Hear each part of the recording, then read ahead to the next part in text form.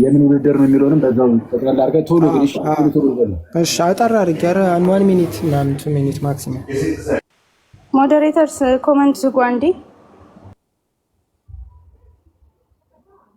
እሺ ሁላችሁም እንኳን ደህና መጣችሁ ብለናል።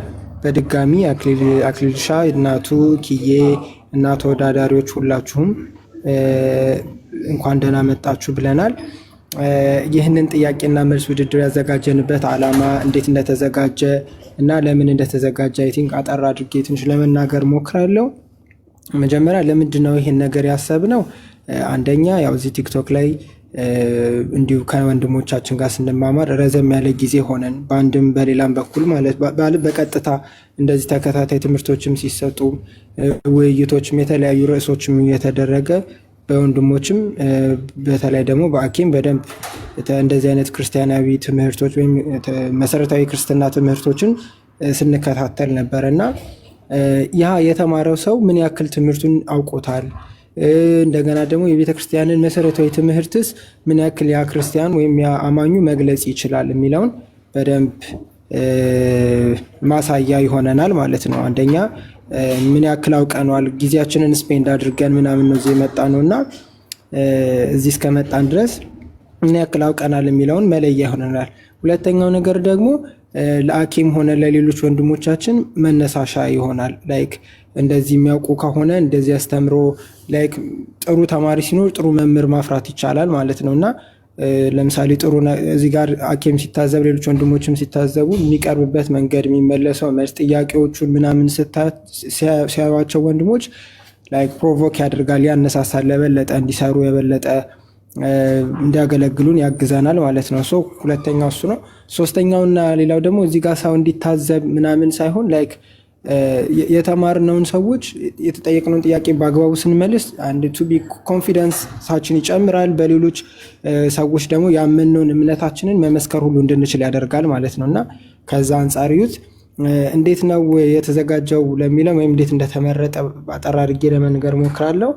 የመጀመሪያው ምንድን ያደረግነው የቴሌግራም ግሩፕ ክሬት አደረግንና ማስታወቂያ ያው አኪ ጋር ነው ኦፊሻል የተናገርነው። የመጀመሪያው ሰው 5000 ምናምን ባለበት ሰው ነው የተናገርነው። ከዛ በተባለው ሰዓት የ20 ደቂቃ ዲሌይ አድርገን ሄኖክ ላይ ነበር ፖስት ይደረጋል የተባለው። ፖስት ተደረገ። ትንሽ ሊንኩ አስቸግሮ ነበር፣ ግን መግባት የሚችለው ሰው ጆይን አድርጎ ገብቷል። አይ ቲንክ የራሳቸው የቴሌግራም አፕዴት ያለ መሆን ነገር መሰለኝ እንጂ ብዙ ሰው ጆይን አድርጎ ገብቷል። ያው ከዛ ከገቡ በኋላ ሊንኩ ብዙ ሰው እንደውም እንደጠበቅነው ሳይመጣ ያው አኬ ላይ ያንተ ቻናሉ ላይ ቴሌግራም ቻናሉ ላይ ሊንኩንም የግሩፕ የቴሌግራም ሊንኩንም ማስታወቂያውንም አንድ ላይ ያስቀመጥን። መምጣት የሚችል ሰው ወደ 100 ምናምን ሰው መጣ። የመጣው 100 ምናምን ሰው መለየት ነበረብን። ምክንያቱም 100 ምናምን ሰው እዚህ ቲክቶክ ላይ ማወዳደር በጣም ይከብዳል፣ በጣም ቫስት ነው፣ አንችልም። ስለዚህ ማድረግ ያለብን ወደ 18 ሰው መቀነስ ነው ያንን። ስለዚህ መለያ የሚሆኑ 5 በጣም ሴንሲቲቭ የሆኑ ጥያቄዎችን አወጣንና በዛው በቴሌግራም ኩዊዝ አድርገን እንትን ፈተንን።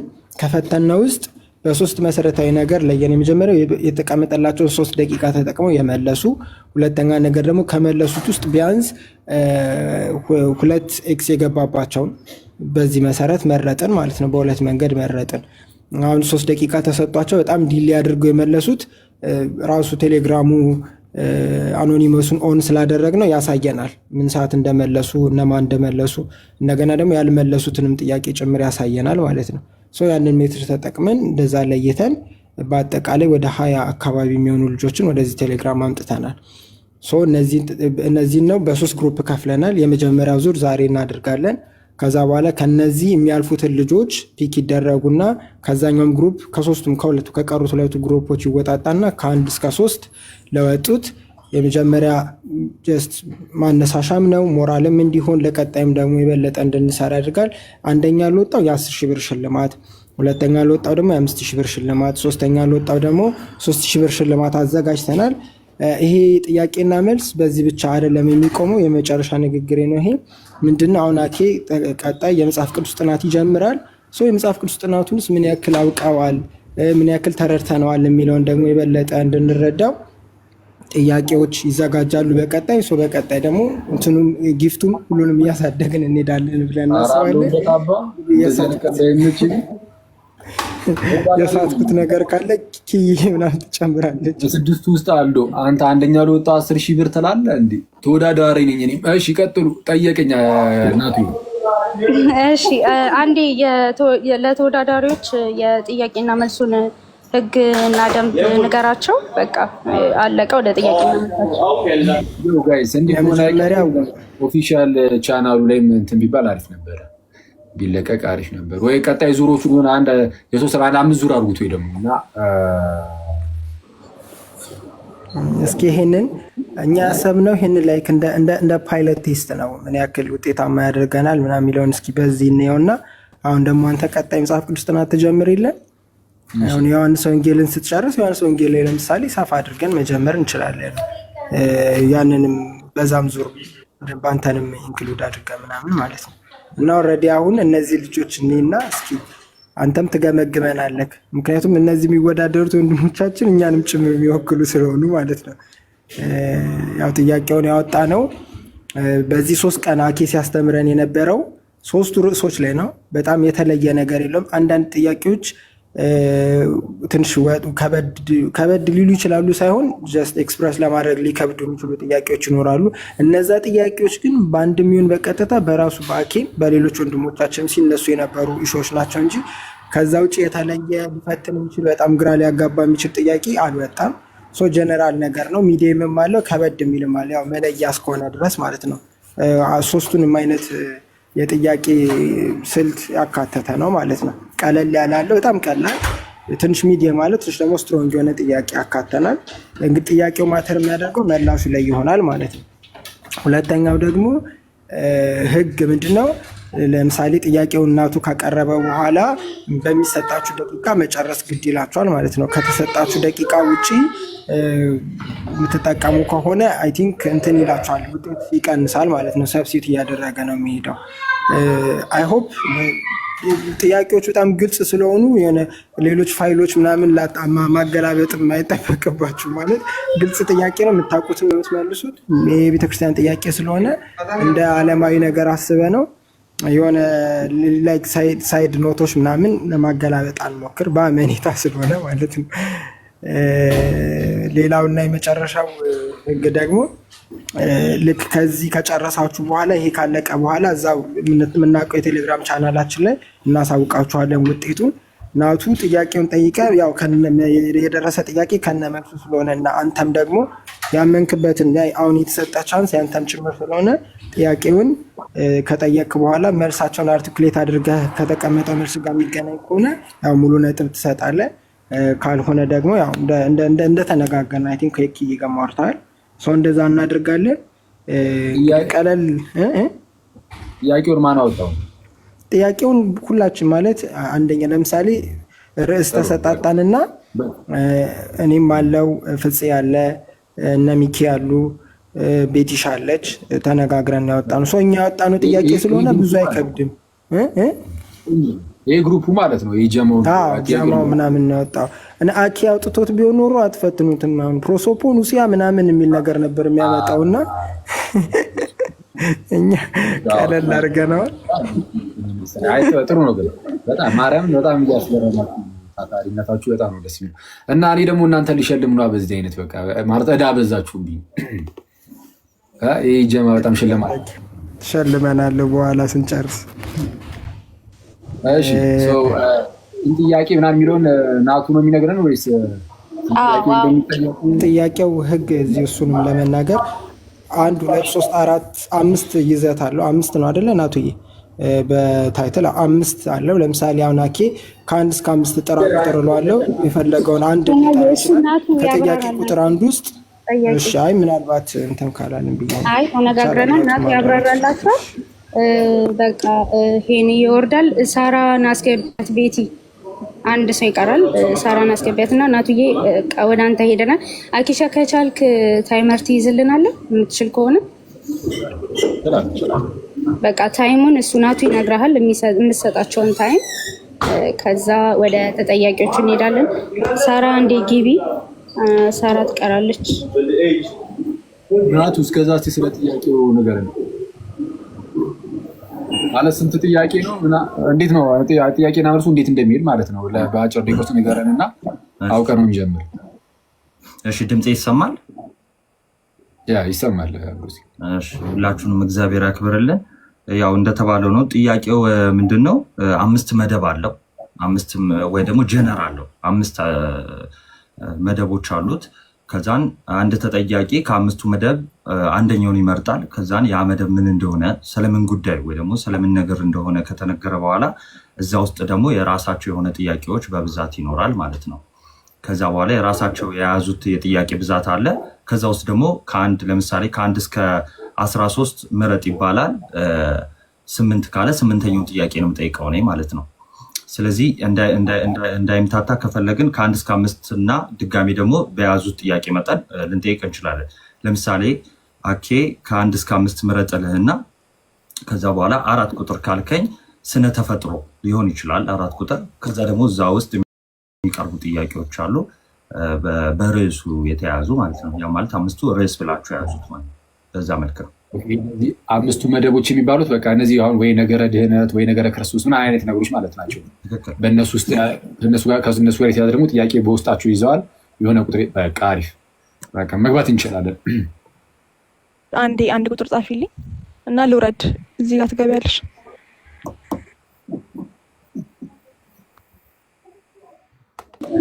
ኮመንት ዝግ ይሆናል። ጥያቄ ሲጀመር አታስቡ። ጻፊልኝ ወይ ኢንቫይት ምንድነው ሪኩዌስት ላኪ። ቤት ያው ምን ቤት ነሽ? ሳራ እዚህ ነው አለች። ቤትዬ ውረጅ አለች። አንቺ እያለሽ መግባታችን። ሌሎቻችሁ ቀጣይ ዙር ትጠይቃላችሁ። ደግሞ እነዚህ አሁን ይጠየቁና ይህም ገና የመጨረሻ አይደለም መሰለኝ። አንዱ ለዙር ደግሞ አሉ መሰለኝ የሚጠየቁ ከእነሱ ውስጥ መጨረሻ ላይ ከ1 እስከ 3 የሚወጡት ናቸው የሚሸለሙት ማለት ነው መሰለኝ። 2 ግሩፕ አለ አኪሻ። በጣም አሪፍ። እኔ ለመከለስ አስቤ የነበረ ትምህርቱን አንድ ቀን ጥሩ። ይሄ አሪፍ ክለሳ ነው። ሳራ አንዴ ከቲክቶክ ውጪና ተመልሰሽ ግቢ ፕሊዝ። መሳብ አልቻልንም አንቺን።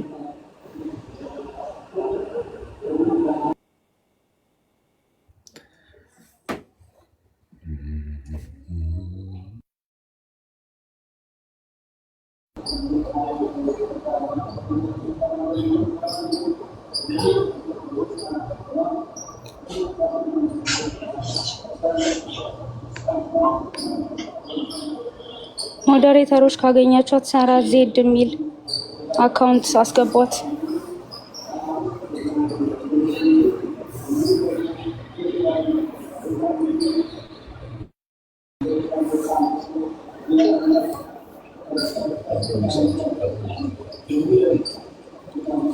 ኦኬ ኢንቫይት ተደርገሻል። አክሰፕት በዩ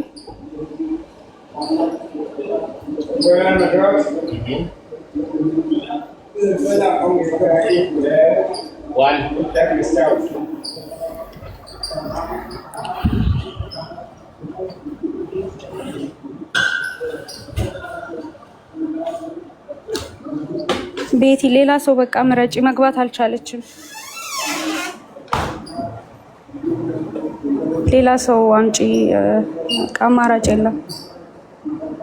ኢንቫይት እየተደረገች ነው ግን ምንም መግባት አልቻለችም።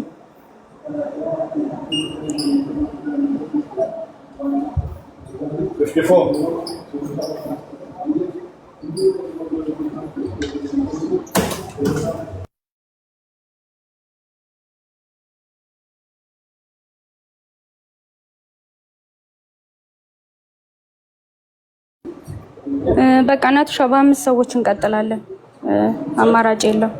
በ5ቱ እንቀጥል። ያው ዲስኳሊፋይድ ነሽ። ኔትወርካችሁን እና ቲክቶክ አስተካክላችሁ ታገኙ ብለን አስቀድመን አሳውቀናል፣ ተናግረናል።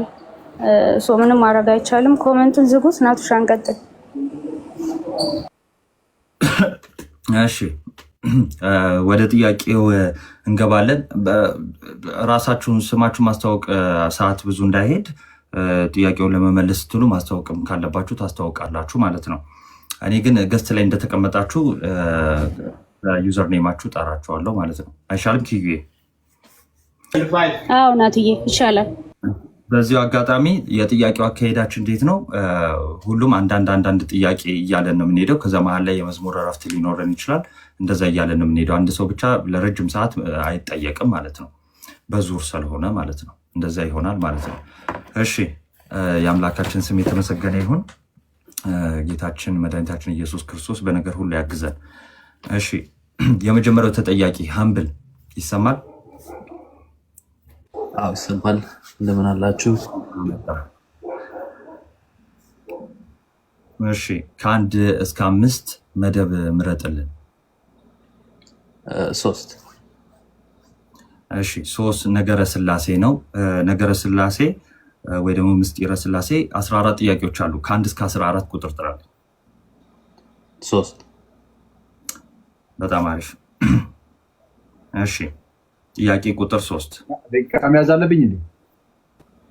መልሱ ላይ መያዝ ካለ ማብራሪያ ልክ ሲሆን ያኔ ደቂቃ ብትይዝ ነው የሚሻለው።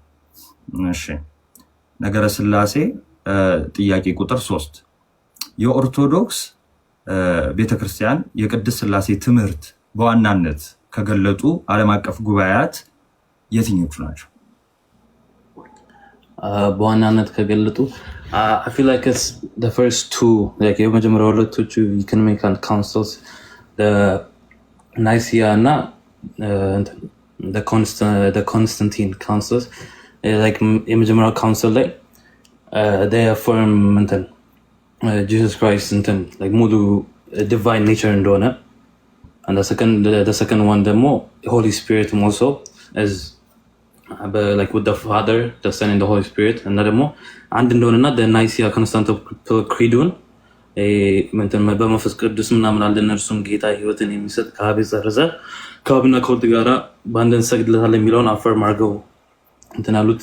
እሱ ስለሆነ አይ ቲንክ በሁለቱ ካውንስል ላይ ብዬ አስባለሁ። ወይስ do I have to pick a specific one የትኛው እንደሆነ? እሺ በቂ ነው። እሺ ወደ ቀጣይ ጥያቄ ሄዳለሁ። ሳሙኤል ቤት ሰላም። ይቅርታ ናቲ፣ በጣም ይቅርታ። ስትመልሱ በተቻላችሁ አቅም አማርኛ ለመጠቀም ሞክሩ። እሺ አሁን የህንብል ቀላል ነው፣ ኖርማል ነው፣ ግን በተቻላችሁ አቅም ሌላውም ሰው በዛው እንዲማርበት ማለት ነው። አሁን ምንድነው በዓለም አቀፋዊ ጉባኤ ደረጃ ነገረ ስላሴ በደንብ የተብራራበት የትኞቹ ጉባኤያት ናቸው በኦርቶዶክስ ክርስቲያን ውስጥ የሚል ጥያቄ ሲጠየቅ ህንብል ሰርቫንት ምን ብሎ ነው የመለሰው? ስሙን አላስተዋወቀ፣ ስማቸውን እያስተዋወቁን አይደለም ባይዘው እና ምንድነው ብሎ የመለሰልን? የመጀመሪያው የኒቂያው ጉባኤ እና ቀጣይ የቁስጥንጥንያው ጉባኤ ላይ ነው። የመጀመሪያው የኒቂያው ጉባኤ ላይ የወልድን ነገር ተናግረው ነበረ፣ ከአብ ጋር ያለውን የባህሪ አንድነት እና አምላክነቱን ማለት ነው። የቁስጥንጥንያው ላይ ደግሞ የመንፈስ ቅዱስን በደንብ ስለተብራራ በኒቂያውና በቁስጥንጥንያው ያለን የተወሰነ እንግሊዝ ማልማ ላይ ጣል እያደረገበት ስለነበረ እንትን እንዳይል የሚለን ከሆነ ብዬ ነው። በደንብ ክለሳም እየሆነ እንዲሄድ ትምህርቱ እና ቴንኪው ጊዜ ያክብርልኝ። ስሙን ይንገረን ስሜ አሴር ይባላል። አሴር ደስ ይላል። እሺ ጊዜ ያክብርልን። አኪዋ ፓፕ። እሺ ሳሙኤል ሰላም፣ እንዴት ነህ? ያው ሳሙኤል ነው ስምህ። እሺ ከ1 እስከ 5 መደብ ምረጥልኝ። 2። እሺ ከ1 እስከ 5 ነገረ ድህነትን 2 ቁጥር መርጧል። እሺ ነገረ ማን ነው? ሀልዎተ እግዚአብሔርን፣ ይቅርታ፣ በሀልዎተ እግዚአብሔር 10 ጥያቄዎች አሉ። ከ1 እስከ 10 1 ቁጥር። እሺ ጥያቄ ቁጥር 1 አንድ አምላክ ብቻ አለ ብለው የሚያምኑ ምን ተብለው ይጠራሉ? ሞኖቴስት። እሺ እግዚአብሔር ያክብርልን። ቀጣይ ኤሚሊ።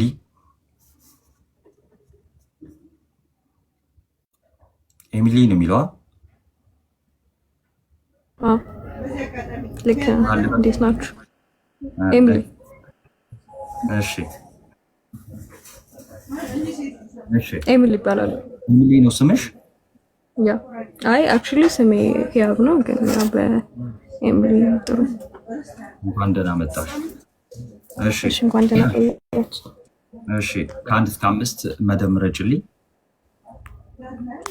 አንድ ቁጥር አንድ ቁጥር። እሺ አንድ ቁጥር ነገረ ድህነት።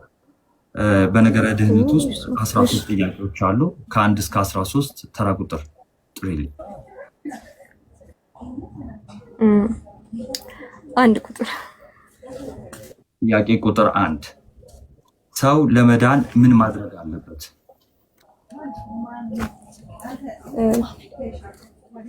ሰው ለመዳን ያለበት ማመን፣ መጠመቅ። ማመንና መጠመቅ አለበት። እሺ እግዚአብሔር ያክብርልህ።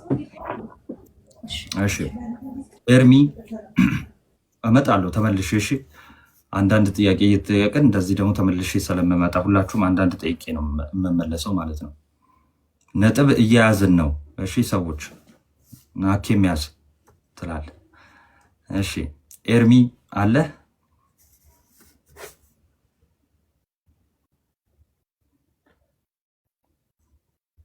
አይሰማኝም። እኔ ነኝ የተቋረጥኩት።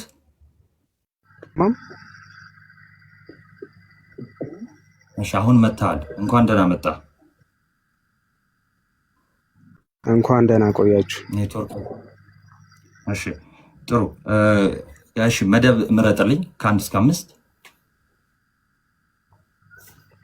5 5 ነገረ ቤተክርስቲያን። በነገረ ቤተክርስቲያን ውስጥ 10 ጥያቄዎች አሉ። ከ10 አንደኛውን ተራ ቁጥር ምረጥልኝ።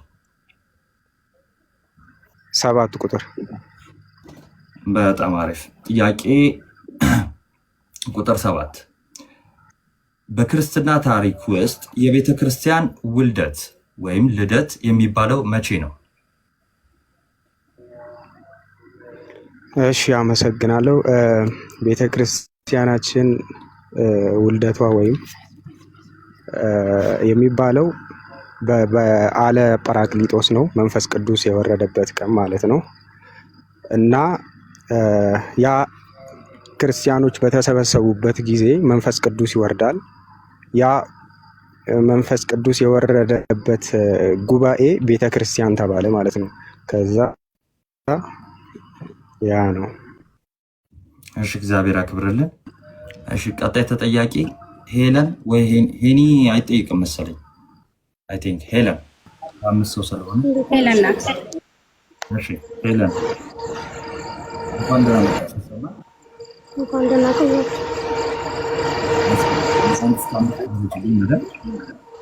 የቀረውን ምንድን ያልከው መደብ ነው ያልከው? የቀረውን መደብ ስጣት። በቃ ለሱ 5 አይደል ከሚደገም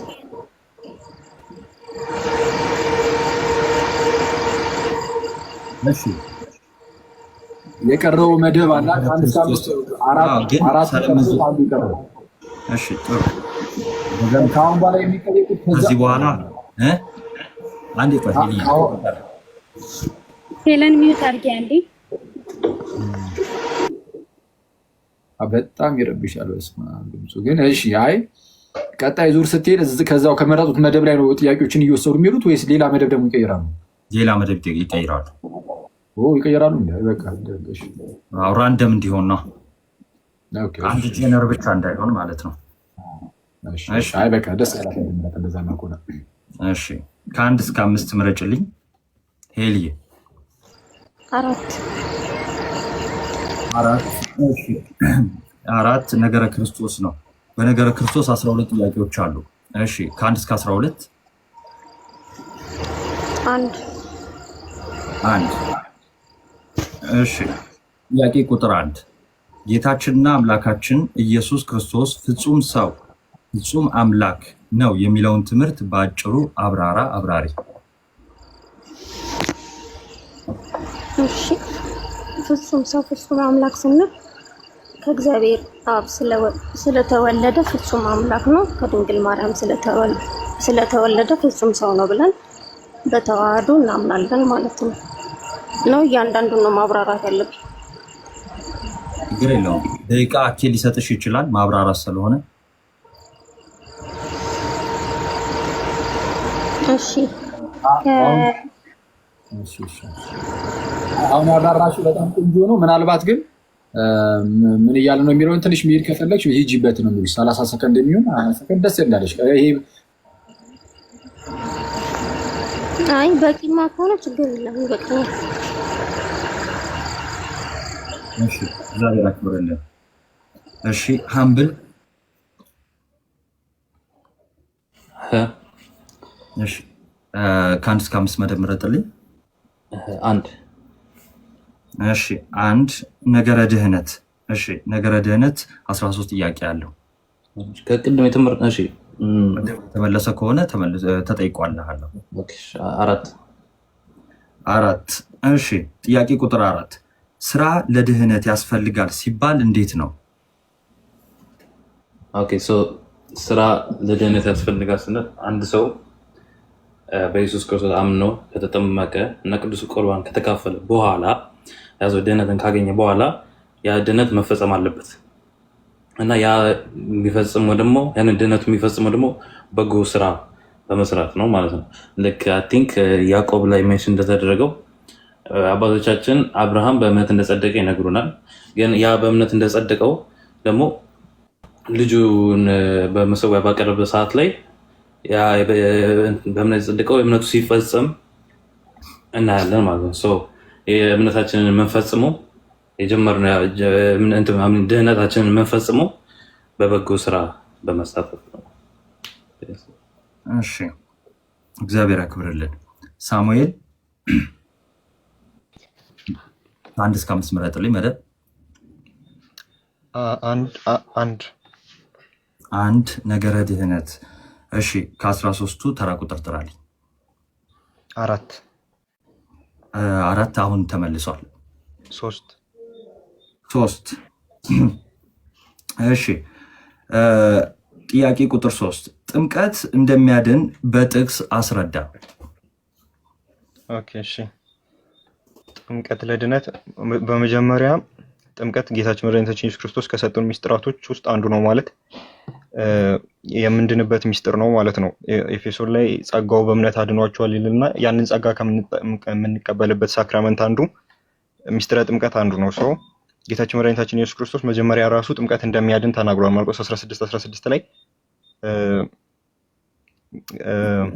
ያመነ የተጠመቀም ይድናል በማለት መጀመሪያ እምነት ከዛ በኋላ ደግሞ መጠመቅ እንዳለብን ይነግረናል። ከዛ በተጨማሪ ደግሞ ገላትያ 3:27 ላይ እንከስ የተጠመቃችሁ ክርስቶስን ለብሳችኋል በማለት ክርስቶስ አዳማዊነትን ትተን ክርስቶሳዊነትን ጥምቀት አዳማዊነትን ትተን ክርስቶሳዊነትን የምንለብስበት ሚስጥር መሆኑን ይነግረናል። ለመዳን ደግሞ የግድ ክርስቶስን መልበስ አለብን ነው። ሲቀጥል ክርስቶስ ጥምቀት ስርዓቱ በራሱ ከኢየሱስ ክርስቶስ ሞትና ትንሣኤ ጋር መተባበር ነው። ምንድነው የኢየሱስ ክርስቶስ ሞትና ትንሣኤ ስንተባበር ስለሆነ ያንን የምንተባበርበት ደግሞ ሚስጥር ጥምቀት ነው ማለት ነው። ሮሜ 6 ላይ እንዳለው ከክርስቶስ ጋር አንድ እንድንሆን የተጠመቅን ከሞቱ ጋር አንድ እንድንሆን እንደተጠመቅን አታውቁምን ስለሚል ከሞቱ ጋር አንድ የምንሆንበት ጥምቀት ነው ማለት ነው። ሊትራሊ ደግሞ አንደኛ ጴጥሮስ 3:1 ላይ ስለ ኖህ መርከብ ያነሳና ምናምን 8 ነፍሳቶች በውሃ የዳኑበት መርከብ ምናምን ብሎ ይልና ይህም ውሃ ምሳሌ ሆኖ ይህም ጥምቀት ምሳሌ ሆኖ አሁን ያድነናል ያ ላይክ ሊትራሊ ጥቅስ ነው ረስቼዋለሁ፣ ግን ምሳሌ ሆኖ አሁን ያድነናል ብሎ ይገልጻል ማለት ነው። አይ ቲንክ ይበቃኛል። ይበቃልሽ። እግዚአብሔር ያክብርልን። ቆንጆ ነው። እኔ የምልህ እናቱ ለምሳሌ ጥያቄዎች ሲጠየቁ እስካሁን ባለው ምናምን ማለት ሳይሆን አንዳንድ ጥያቄዎች ላይ ለምሳሌ ቢሳሳቱ ለምሳሌ እዚሁ ላይ ነው እንትኑ አይ ከዚህ አንጻር እንደዚህ ነው ተብሎ የሚነገረው ወይ ዝም ተብሎ ነው የሚታለፈው? እዚህ ላይ ስቴሽኑ ላይ ጸጥ ነው የሚባለው? ታይም ካለ መጨረሻ ላይ እንትን ይባላል። ለምን ነጥባቸውን ግሩፕ ላይ ስለሚለቀቅላቸው ማለት ነው። ያገኙትን ነጥብ ስለሚለቀቅላቸው ለምን በዚያ በቃማ ዙሩ ይቀጥላል። የእነዚሁ አሸናፊ ደግሞ ዙሩ ስለሚቀጥል ነጥባቸው ግሩፕ ላይ ነው የሚለቀቀው። መሳሳት አለመሳሳታቸው ማለት ነው። ግን እንደ ይባልበት ሰው ኖቲስ ማድረግ አለበት የሚባለውን ክፍል ካለ ግን ማንሳት ይቻላል። ኦኬ አይ በቃ መልካም። ልክ አንዳንዴ ሲመለስ ሙሉ ያልሆነ ሲመስለን እስቲ ከምን አንጻር ምናምን እያሉ እየጠየቁ በዛው ሰው እንትን እያለ እንዲሄድ ማለት ነው። ሰው ጥያቄና መልሱን ሰምቶ ከዛ በኋላ ትክክል ይሁን አይሆን የማያውቁ ከሆነ ለምሳሌ ከታች ያሉት ክለሳ ላይ ሆንላቸው ይችላሉ ነው። ግን እስቲ ስለዚህ ምን እናድርግ? ስህተት ከሆነ ወይ ደግሞ ያልተሟላ ነገር ከሆነ እንሂድበት ነው። ይቻላል፣ ማድረግ ይቻላል። በዚህ ያለውን ነጥቡን ኦፊሻሊ መግለጽ ባይችልም ያዘውና ናቱ ግን እናንተ አኬም እንትን እያልክ መሄድ ትችላለህ። ክሊር እያደረክ መሄድ ትችላለህ። ስለዚህ አሁን አንተ መያዝ ያለብን ነጥብ ያዝ አለቀ። መጀመሪያ በመለሱት መልስ ነው የምትይዘው። ግን ለምሳሌ አሁን ኤምሊ ቅድም ስለ ድህነት ስትጠየቅ ሰው እንዴት ነው የሚድነው ስትባል አምኖ ሲጠመቅ ነው ያለችው እና ትክክል፣ አምኖ ሲጠመቅ ሰው ይድናል። ግን ምንድነው አሁን ይሄኛው መዳን የትኛው መዳን ነው? እንደ አጠቃላይ መዳን ከተጠየቀ ምንድን ነው የሰው ልጅ እንዲድን ፍጹም የሆነ ድህነትን እንዲያገኝ ከሆነ በተለይ ጥያቄው ማለት ነው ምንድን ነው የሚያስፈልገው የሚለውን እስቲ አንዴ ከምን አንጻር ነው ድህነትን የተረዳሽው? ፕላስ ደግሞ ፍጹም የሆነ ድህነት ለማግኘት ምንድን ነው የሚያስፈልገው አንድ ሰው? ኤሚሊ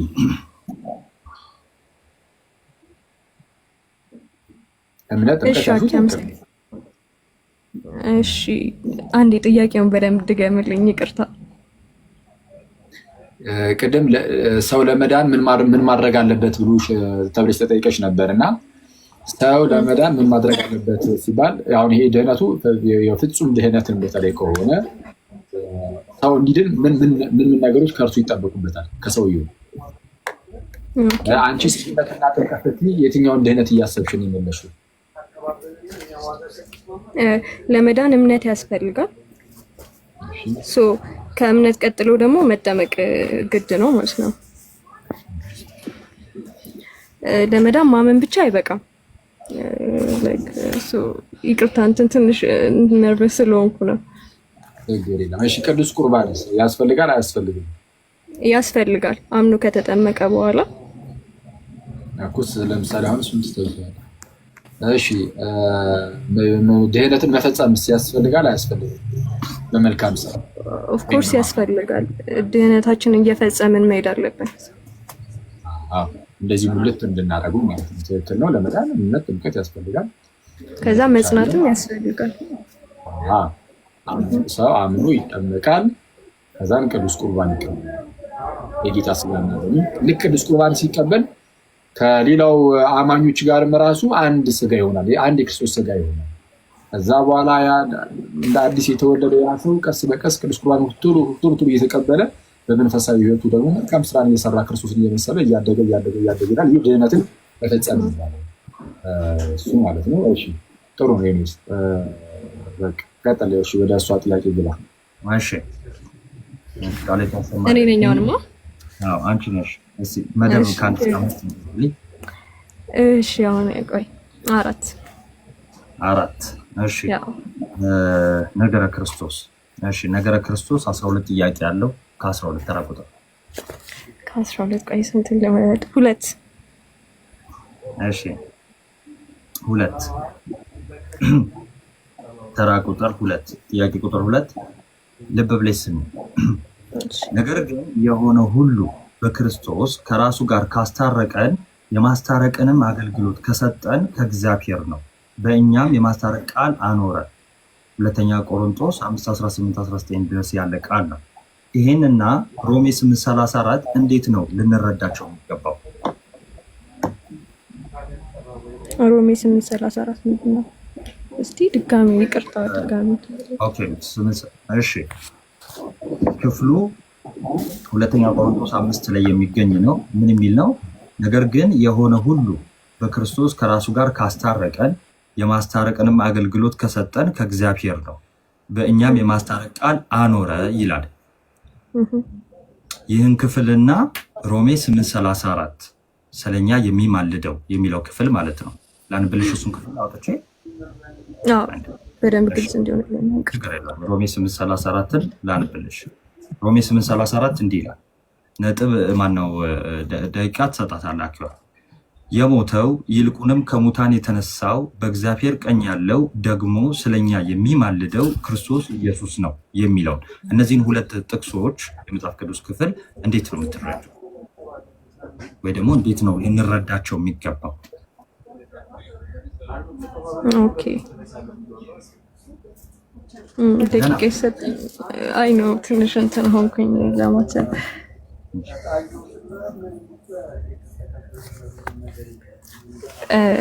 እንትን አላገልኝም፣ ትንሽ ግልጽ አልሆነልኝም። ማለት ጥቅሱን እኔ ወይም ከመጽሐፍ ቅዱስ ላይ እንዴ ላውጣው ጠገቤ ባይብል ስላለ ይሰማል። ናቱ ይሰማል። እሺ ጥያቄው ትንሽ የሆነ አምቢየስ ነገር ነው እና ሌላ ትምረጥ ማለት ከተፈቀደልኝ። ትንሽ ጥያቄው እንትን ነው ቬግ ነገር ነው። ቶሎ ላትረዳው ትችላለች ጥያቄውን እንደ ጥያቄ ማለት ነው። እውነት ነው። ከ1 እስከ 12 ሌላ ቁጥር ተሪ እዚሁ ነገረ ክርስቶስ ላይ ስለሆነ ማለት ነው። አሁንም ደግሞ ከብዶኝ። እሺ አሁንም 5 እሺ አይዞሽ አይከብድም።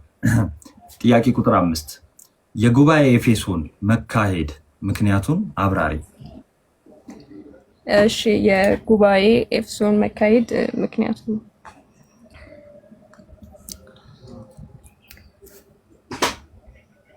ጉባኤ ኤፌሶን ቆይ አንዴ ላስታውሰው። እውነት አውቀዋለሁ ላስታውሰው። እሺ ጉባኤ ኤፌሶን በ431 ዓመተ ምህረት ነው የተደረገው እና የጉባኤ ኤፌሶን ዋናው መካሄድ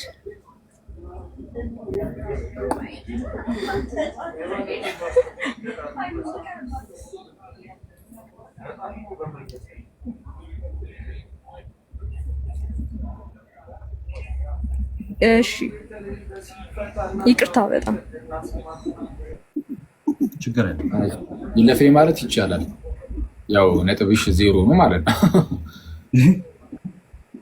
አዎ ነጥብ ይወድቃል። ኧረ ይለፈኝ እና ቁጭ ብለን አንቺን እየጠበቀን እንደር ታይም እያዛችሁ ነው። ግን ኦኬ ፌር ነውና ለሌሎችም ያው ደቂቄ ስለሆነ ችግር የለም። ባንዴ እንትን ነው የንስጥሮስ ክህደት ነው የመካሄዱ ዋናው የንስጥሮስ ክህደት ነው። ምንድነው ክህደቱን ምን ትልበት? እሺ እሺ ይለፈኝ በቃ እሺ። ይሄንን ጥያቄ ሌላ ሰው ይመልሰዋል ወይስ እኛው እዚሁ ጋር ትንሽ ነገር ብለንበት እንለፍ? መመለስ እችላለሁ አለው እዚህ ጋር መመለስ እችላለሁ። አሁን ቅድም እናልሽ አንዴ አሁን እየፈጠንሽ ያለሽ ይወጣ አይ ምናልባት ከተሰጠኝ ቆይ አንዴ አካሄድ እዚህ ላይ አንድ ሰው የተጠየቀውን ድጋሚ ሌላ ሰው ማብራራት አይችልም። ምክንያቱም እሷ እየተጠየቀች ሌላ ነገር ማየት ስለሚችሉ አንድ ሰው የተጠየቀውን መመለስ አይችልም። እናንተ ማብራራት ትችላላችሁ። ኦልሬዲ ስለተጠየቀ መልሱት። በአጭሩ የኤፌሶን ጉባኤ 3ኛው ዓለም አቀፋዊ ጉባኤ ነው። እንግዲህ አሁን ዓለም አቀፋዊ ጉባኤ ሲባል ምን ማለት ነው ተባብለናል። ጥንት ላይ በ5ኛው ክፍለ ዘመን በ4ኛው ክፍለ ዘመን አካባቢ በነዚህ በተለይ በሁለቱ ክፍለ ዘመናት ላይ በዓለም አቀፍ ደረጃ ያሉ እረኞች፣ ጳጳሳት፣ መምህራን በተለይ 5ቱ ፓትሪያርኬቶች እየተሰባሰቡ ጉባኤያትን ያደርጋሉ እና የመጀመሪያው የኒቂያ ነው። ቀጣይ የቁስጥንጥንያ፣ ቀጣይ ደግሞ የኤፌሶን ጉባኤ ነው። እነዚህ 3ቱ በዓለም አቀፍ ደረጃ የተካሄዱ ጉባኤያት ናቸው በኤርሲያናችን ውስጥ እና በዚህ የኤፌሶን ጉባኤ የተደረገበት ምክንያት ምን ነበረ? የንስጥሮስ ክህደት ነበር። በዋናነት ንስጥሮስ የተባለ አንድ ሰው ተነስቶ ነበር፣ አንድ ፓትሪያርክ እና ተነስቶ ምን አለ? አንድ ሊቀ ጳጳሳት ኢየሱስ ክርስቶስ 2 አካል 2 ባህሪ ነው ብሎ ማስተማር ጀመረ እና ክርስቶስ 2 ባህሪ ነው፣ ድንግል ማርያምም የስጋው እናት እንጂ የአምላክ እናት ተብላ አትጠራም፣ ወላዲት አምላክ አትባልም እያለ በግልጽ ማስተማር ጀመረ። ከሱ በፊት 2 መምህራን ነበሩ፣ እነ ዲያድርስ የተባሉ እነ ጌዶር ኦፍ ታርሴስ እና ማን ነው ሰውዬ ማን ነበረ? በጌታስ የታርሰሱ ዲያድር እና የሞርሲስቲያው ማን ነበር? ቴዎዶር ኦፍ ሞርሲስቲያ የንስጥሮስ አስተማሪ ቴዎዶሮስ። ቴዎዶር ኦፍ ሞርሲስቲያ እና ዲያር ኦፍ ታርሴስ እነዚህ ሁለቱ ጥንታውያን ከንስጥሮስ ቀደም ብለው ንስጥሮሳዊ ትምህርትን ያስተማሩ ሰዎች ናቸው እና በኋላ ላይ ንስጥሮስ የእነዚህን ሰዎች ትምህርት ይዞ በግልጽ ማስተማር ጀመረ። በኋላ እንደ ቅዱስ ቄርሎስ ተነስተው ይህንን ነገር መልስ ሰጡ። በስተመጨረሻው የኤፌሶን ጉባኤ ተካሄደ በዓለም አቀፍ ደረጃ። ስለዚህ በዓለም አቀፍ ደረጃ የተካሄደው የኤፌሶን ጉባኤ ምክንያቱ የንስጥሮስ ክህደት ሲሆን ክህደቱም ክርስቶስ ሁለት አካል ሁለት ባህሪ በማለቱ እመቤታችንም ወላዲተ አምላክ አይደለችም በማለቱ ነው ባጭሩ። እሺ ቀጥል። እሺ ቃልህ ተሰማለ። አይ ቲንክ እሺ ሳራ የቀድሞ ተጠያቂ ነሽ መሰለኝ። አዎ ገብቻለሁ። እሺ እንኳን ደህና መጣሽ። እሺ ከአምስቱ መደብ ከአንድ እስከ አምስት ምረጭልኝ መጀመሪያ። አምስት ነገረ ቤተክርስቲያን ነው። እሺ በነገረ ቤተክርስቲያን 10 ጥያቄዎች አሉ። ከአንድ እስከ 10 ጥያቄ ምረጭልኝ። 8 ጥሩ። እሺ ጥያቄ ቁጥር 8 ቤተክርስቲያንን ለማነጽ ከመንፈስ ቅዱስ ከተሰጡ ስጦታዎች ውስጥ ሁለቱን ጥቀሽ። ቤተክርስቲያንን ለማመን ኦኬ ይቅርታ ለማነጽ የመንፈስ ቅዱስ ስጦታ ተሰጥቷል። ከነዛ ውስጥ ሁለቱ ኦኬ ከመንፈስ ቅዱስ ስጦታዎች ውስጥ ማለት ነው። ከስጦታዎች ውስጥ ማለት ነው። አንደኛ ምንድነው የክርስቶስ ልጆችን የመሰብሰብ የመምራት ችሎታ የጸጋ ስጦታዎች ነው እየተባለ ያለው። የመንፈስ ቅዱስ የጸጋ ስጦታዎች ውስጥ በቤተ ክርስቲያን ውስጥ የጸጋ ስጦታዎች ይቅርታ ይሄ ለፈኝ ጥያቄ እውነት አላውቀውም። እሺ ቤተ ክርስቲያንን ለማነጽ አንዱ መንፈስ ያው የራሱ መንፈስ ለእያንዳንዱ ብልት እንደ እርሱ ፈቃድ ጸጋዎችን ይሰጣል። እንግዲህ ቤተክርስቲያን አንድ አካል ናት። ልክ አንደኛ ቆሮንቶስ ምዕራፍ 12 ቁጥር 27 ላይ እንደተነገረው እናንተ የክርስቶስ አካል ናችሁ እያንዳንዳችሁም ብልቶች ናችሁ እንደተባለ አንድ አካል ኖሮ እያንዳንዳችን ደግሞ ብልቶች ነን። ልክ በአንድ ስጋ ላይ እንዳለ አፍንጫ፣ ጆሮ፣ አይን፣ እጅ፣ እግር ልክ እንደዛ እኛም አንድ አካል ሆነን ክርስቲያኖች ሁላችን እያንዳንዳችን ደግሞ ብልቶች ነን እና ለእያንዳንዳችን ደግሞ አንዱ መንፈስ ቅዱስ ማለት ነው የጸጋ ስጦታዎችን ይሰጣል። የማስተማር፣ የመፈወስ፣ የዝማሬ፣ በልሳን መናገር፣ በልሳን የተነገሩ የመተርጎም፣ መናፍስትን የመለየት ምናምን እና የመሳሰሉትን ማለት ነው። የአንደኛ ቆሮንቶስ ምዕራፍ 12 ላይ በስፋት ተዘርዝረዋል። እነዚህ ሁሉ ሲሰጡ ቤተክርስቲያንን ለማነጽ ነው እና ልክ እንደዛ ማለት ነው። እሱ ነው። እሺ ጥሩ አለ ተሰማለ። ሄለን ጥያቄዋ አንተ አሁን ይሄ ነው መሰለኝ አይደለ? መንፈስ ነው። እሺ ቀጥሉ። አንደኛ ቆሮንቶስ 12 ይነበብ። እሺ አሁን አክ ያለውን ማለት ነው ከስር ላላችሁ። እሺ ሄለን አለሽ? አለኝ። እሺ ከአንድ እስከ አምስት ምረጭልኝ። 3 ነገረ ስላሴ ወይ ምስጢረ ስላሴ። እሺ ከ14 ጥያቄዎች አሉ። ምረጭልኝ ከአንድ እስከ 14። 12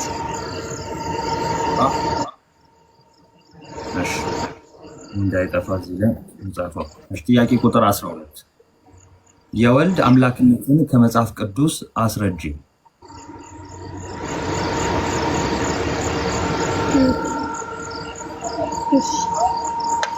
ዮሐንስ 1:1 ላይ ዮሐንስ ወንጌል 1:1 ላይ በመጀመሪያ እግዚአብሔር ቃል ነበረ፣ ቃልም ከእግዚአብሔር ዘንድ ነበር፣ ቃልም እግዚአብሔር ነው ይላልና የሚረብሽ ድምፅ አለ። ትንሽ ቶሎ ቶሎ ካልሽ ችግር የለውም። ወደ እንትን ታደርገው እና ቃልም እግዚአብሔር ነበረ ስለሚል እግዚአብሔር ነው ብለን ልንወስደው እንችላለን። እሺ ሌላ ምን ጨምራለህ? ሌላ ዕብራውያን 1:2 ላይ ዓለማቱን በፈጠረው በልጁ ሌላው ጥቅስ ሙሉ ስላልሸመደድኩ አላውቅም። ጥቅሶቹን ቃል በቃል እንትን ባቲም ሀሳቦቹን የምታውቂያቸውን ሀሳቦች መናገር ይቻላል። የምጨምሪ ካለ አሁንም ጨምሪ ሀሳቦቹን ቢያንስ አሁን ለምሳሌ ዕብራውያን 1:2 ብለሽ ዓለማትን በፈጠረበት በልጁ በቃ ይህ ቃል በቃል ነው ራሱ እንደሚያልፉ ማለት ይቻላል። እና ቆንጆ ነው። ሌላም እንደዚህ የምታስታወሽው በሀሳብ ደረጃ ምናምን ካለ የመጽሐፍ ቅዱስ ክፍሉን እየተናገርሽ ቢያንስ ቃል በቃል ባቲም ሀሳቡን እንድትይው ማለት ነው። እሺ ቲቶ 2:13 ላይ አምላካችን መድኃኒታችን ኢየሱስ ክርስቶስ ምናምን ያለ የሚቀጥለው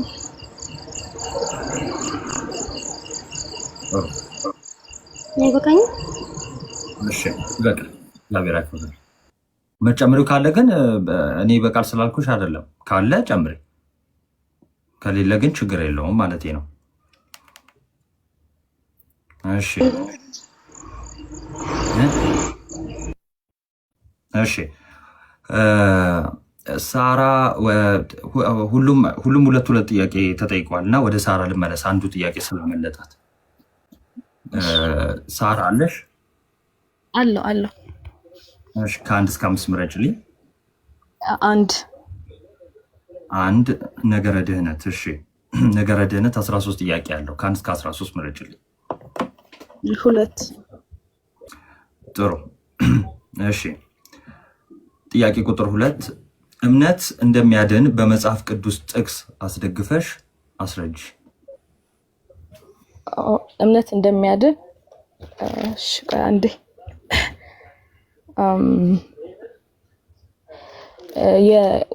ወደ ኤፌሶን ሰዎች ምዕራፍ 2 ከቁጥር 8 እስከ 9 ላይ በክርስቶስ ታምነን እንደምንድን ማለት በስራ እንዳንመካ ያስረዳናል። እዛ ላይ ይሄ ነው። እሺ መጨመሪያ አይ ይሄ ነው ያስታወስኩት። እሺ ጥቅሱን የጠቀሰችውን ጥቅስ ላንብና አኪ የምትለው ካለ እንትን ይባል። ኤፌሶን 2:8 ላይ ጸጋው በእምነት አድኗቸዋልና ይህም የእግዚአብሔር ስጦታ ነው እንጂ ከእናንተ አይደለም፣ ማንም እንዳይመካ ከስራ አይደለም የሚለው ክፍል ነው። አዎ ጥሩ ነው። ኤፌሶን 2:8 ላይ ጸጋው በእምነት አድኗቸዋል፣ ይህም የእግዚአብሔር ስጦታ ነው እንጂ ከእናንተ አይደለም፣ ማንም እንዳይመካ ከስራ አይደለም ብሏል። ስለዛ እምነት ለድህነት እንደሚያስፈልግ ይህ በጣም በግልጽ የተቀመጠበት ክፍል ነው። ግን ስለ እምነት መጽሐፍ ቅዱሳችን በጣም በሰፊው ይናገራል። ጌታችን ኢየሱስ በጣም ፌሚሊየር የሆነ ጥቅስ አለ አይደል እንዴ? በእርሱ የሚያምን ሁሉ የዘላለም ሕይወት እንዲኖረው እንጂ እንዳይጠፋ እግዚአብሔር አንድያ ልጁን እስኪሰጥ ድረስ ዓለምን እንዲወደው ዮሐንስ 3:16 ለምሳሌ። እዛው ጋር ዝቅ ብሎ ቁጥር 18 ላይም በእርሱ የሚያምን የዘላለም ሕይወት አለው፣ በእርሱ የማያምን ግን በአንዱ በእግዚአብሔር ልጅ ስም ስላላመነ አሁን ተፈርዶበታል እያለ ይናገራል። እዛው ዮሐንስ ወንጌል መለስ ብለን ምዕራፍ 1 ቁጥር 12 ላይም ከቁጥር 11 ጀምሮ ወደ ገዛ ወገኖቹ መጣ፣ የገዛ ወገኖቹ ግን አልተቀበሉትም። ለተቀበሉት ግን በስሙም ለሚያምኑት ለእነርሱ የእግዚአብሔር ልጆች የሆኑ ዘንድ ስልጣን ሰጣቸው እያለ ይናገራል። ቅዱስ ጳውሎስ እንደዚሁ በሮሜ መልእክቱ ላይ በጣም በሰፊው ምዕራፍ 3 ምዕራፍ 4 በጣም በሰፊው ይናገራል። ለምሳሌ ምዕራፍ 3 ከቁጥር 23 ጀምረን ስንመለከት ሮሜ ምዕራፍ 3 ላይ ሁሉ ኃጢአትን ሰርቷል፣ የእግዚአብሔርም ክብር ጎድሏቸዋል እያለ ይናገረ። ሁሉ እንደበደሉ ሁሉ ኃጢአትን እንደሰሩ የእግዚአብሔር ክብርም እንደጎደላቸው ይናገርና በክርስቶስ ኢየሱስ በሆነው ቤዛነት በኩል እንዲያው በጸጋው ይጸድቃሉ ይልና እርሱንም እግዚአብሔር በእምነት የሚገኝ በደሙም የሆነ ማስተሰሪያ አድርጎ አቆሙ ይላል። በምን የሚገኝ? በእምነት የሚገኝ በደሙም የሆነ ማስተሰሪያ አድርጎ አቆሙ። ስለዛ እምነት ለድህነት ግድ ነው እና የሮሜ ምዕራፍ 3 በተለይ በደንብ ይነበብ በጣም በተደጋጋሚ ያስቀምጣል። 4ኛው ምዕራፍ ላይም ልክ እንደዚሁ የአብርሃምን ፈለግ አንስቶ ያስቀምጥና አብርሃም ከመገረዙ በፊት እምነቱ ጽድቅ ሆኖ እንደተቆጠረለት አንስቶ ይናገራል።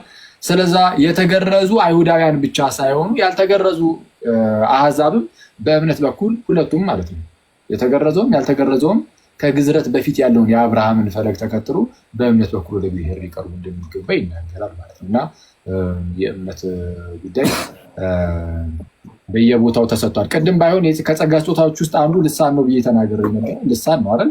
ከጸጋ ስጦታዎች ውስጥ አንዱ ልሳን ነው። ልሳን ግን አሁን በተለያዩ ቤተ እምነቶች ውስጥ የምታዩት አይነት ትርጉም የሌለው አይነት ያ ልሳን እንደዛ አይደለም። እሱ መጽሐፍ ቅዱስ እሱን አያውቀውም። ልሳን ቋንቋ ነው። በሰዓቱ የተሰጠ ቋንቋ ነበረ። ምንድነው? ለምሳሌ የአማርኛ፣ ትግርኛ፣ ኦሮምኛ ምናምን ግዕዝ ምናምን ልክ እንደሚባለው ልክ እንደዚህ አይነት ቋንቋ እንግሊሽ ምናምን እንደሚባለው ልክ እንደዛ ቋንቋ ተሰጥቶ ነበር። ሐዋርያት ሥራ ምዕራፍ 2 ላይ እንደተነገረው ማለት ነው። እና ያ ነው ልሳን ማለት ወንጌል በየቦታው እንዲዳረስ ሰዎች ይህንን አይተው አምነው ወደ ጌታ ቤተክርስቲያን ወይም ወደ ጌታ መንግስት እንዲመጡ ምናምን እንደ ምልክትም ሆኖ የተሰጠ ነበረ። የሆነ ሰዓት ላይ ፌድ እያደረገ ሲል እናያለን። ልክ እንዳጀማመሩ አይደለም ማለት ነው። እሺ ቀጥል ማለት እሺ ቃል ተሰማለን። እሺ ሁለት ተጠይቀዋል። አንዳንድ እንጨምራለን። ሀምብል አለ ከቻለን ቶሎ እናፍጥነው። እሺ ሀምብል እሺ ከአንድ እስከ 5 ምረጥልኝ። አንድ እሺ 13 ጥያቄ አለ። ቁጥር ጥራልኝ። ሁለት ተጠይቋል። አሁን 5 ጥሩ 5 እሺ የመዳንን ሂደታዊነት በመጽሐፍ ቅዱስ አሳይ። እሺ መዳን በሶስት ይከፈላል በእኛ ቤተክርስቲያን ውስጥ።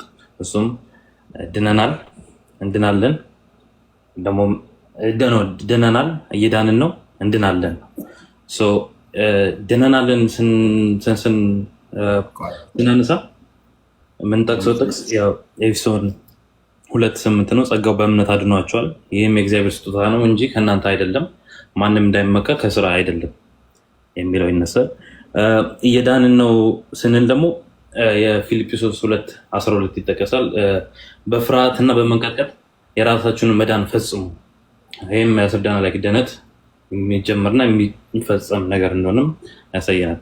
እና ደግሞ ገና እንድናለን ስንል ደግሞ የምንጠቅሰው ጥቅስ እስከ መጨረሻ የማቴዎስ 24 ቁጥር 13 እስከ መጨረሻ የሚጸና ግን እርሱ ይድናል።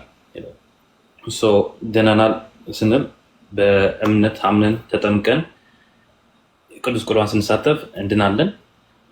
ከዛ ደግሞ በቅዱስ ቁርባን ስንካፈል በንስሐ ሕይወት ወደዚህ ብርሃን ከመጣን በኋላ በብርሃኑ ስንመላለስ ደግሞ የመዳናችንን ሂደት እየዳንን ነው እንላለን። መጨረሻም ደግሞ ያው ሞተንም አንቀርም። የክርስቶስ ኢየሱስ እንደተነሳው እኛም ሞተን አንቀርምና እንነሳለን እንደ ተስፋ ክፍሉ፣ እሱም ደግሞ እንድናለን ብለን እንገልጿለን ማለት ነው። ጥሩ እሺ፣ እግዚአብሔር ያክብርልን። ሳሙኤል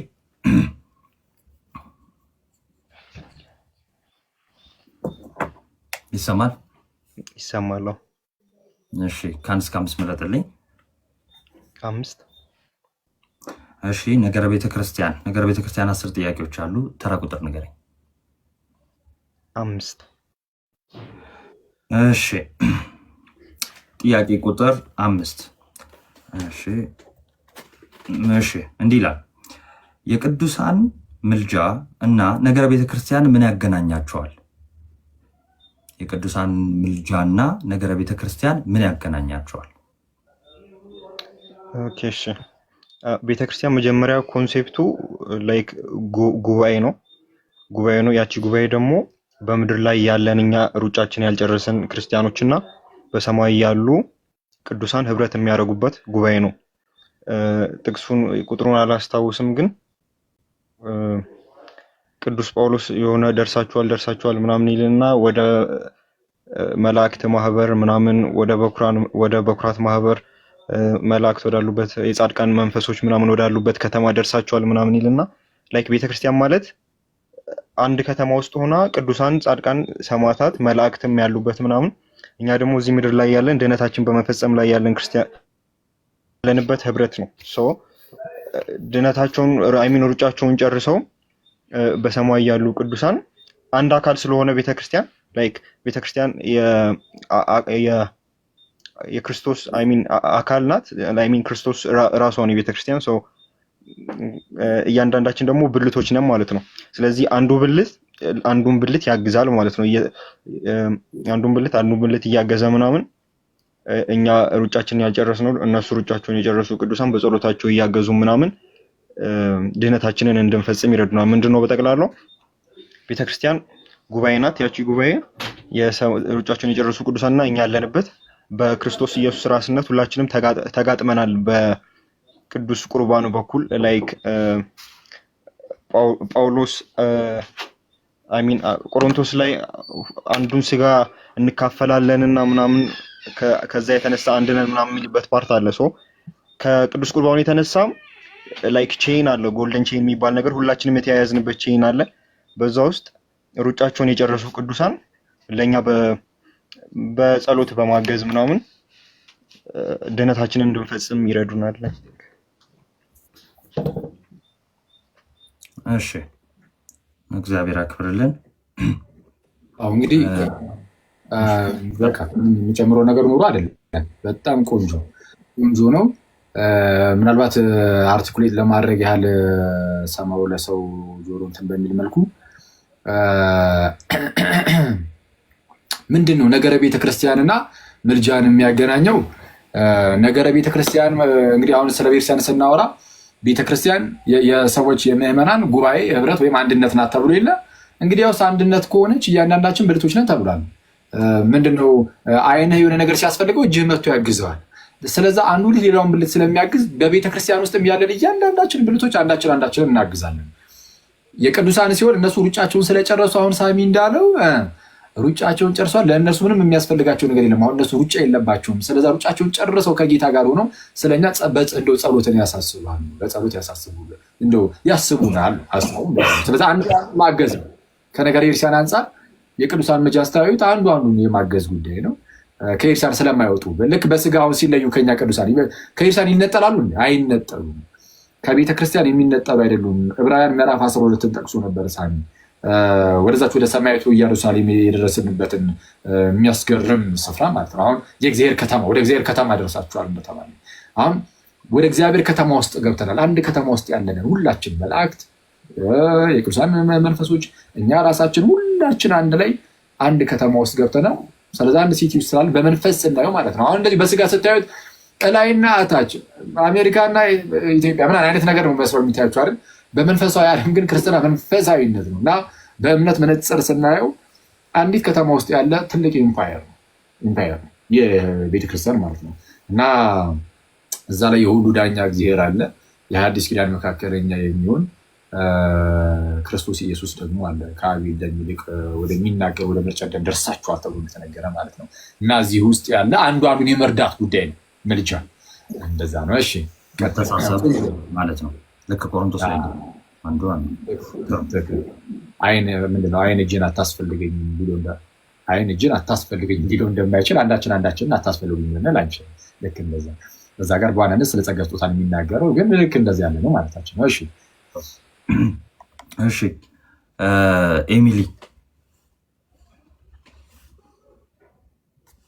ኤሚሊ አለሽ? ይሰማል አይሰማም? እሺ ወደ ሳራ ልሂድ። ኦኬ መጣሽ? አይሰማም ድምፅሽ? ኮኔክሽን ነው መሰለኝ። ይሰማል አሁን እኔ ጋር ይሰማል። እሺ አሁን ይሰማሻል? እሺ ከ1 እስከ 5 ምረጭልኝ።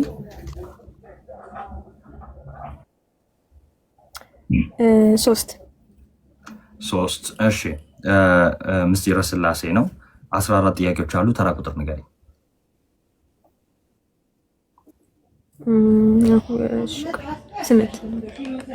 ተራ ቁጥር 8 እሺ እንዲህ ይላል። እሺ ኦርቶዶክሳዊት ቤተክርስቲያን ውስጥ ትምህርተ ሥላሴን የሚደግፉ የመጽሐፍ ቅዱስ ጥቅሶች የትኞቹ ናቸው? ኦኬ ከመጽሐፍ ቅዱስ ጥቅስ ትምህርተ ሥላሴን የሚደግፉልን ወይ ደግሞ ስለ ትምህርተ ሥላሴ የሚያብራሩ ጥቅሶች ማለት ነው።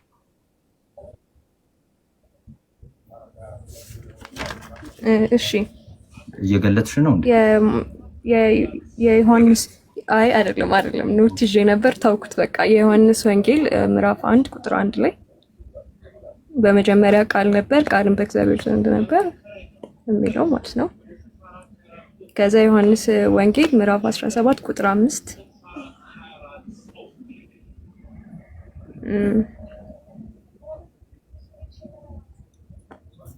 እነዚህ ናቸው ለጊዜው ማስታወስ የቻልኩት። ሁለተኛ ጥቅስ ኦኬ ደግማለች፣ ተቋርጣብኝ ነበር። ዮሐንስ ወንጌልና ምንድነው ያለችው? ሁለተኛ ጥቅስ አልኩኝ እኮ ዮሐንስ ወንጌል ምዕራፍ 17 ቁጥር 5 ላይ እሺ እንጨምራለን። ቆይ አንድም አስታወስኩ ዮሐንስ ወንጌል ቁጥር 14 ምዕራፍ 14 ቁጥር 16 ላይ ምንድነው የሚለው? እነዚህ ሶስቱ ናቸው።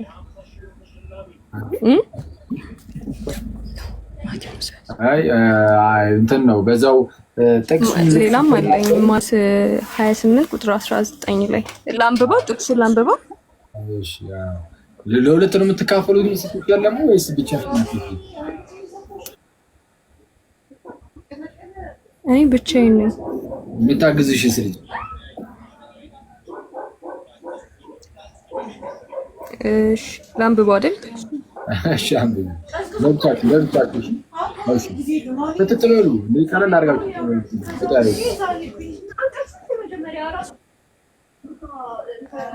እሺ የማቴዎስ ወንጌል ቁጥር ምዕራፍ 28 ቁጥር 19 ላይ ደግሞ እንግዲህ ሂዱና አሕዛብን ሁሉ በአብ በወልድ በመንፈስ ቅዱስ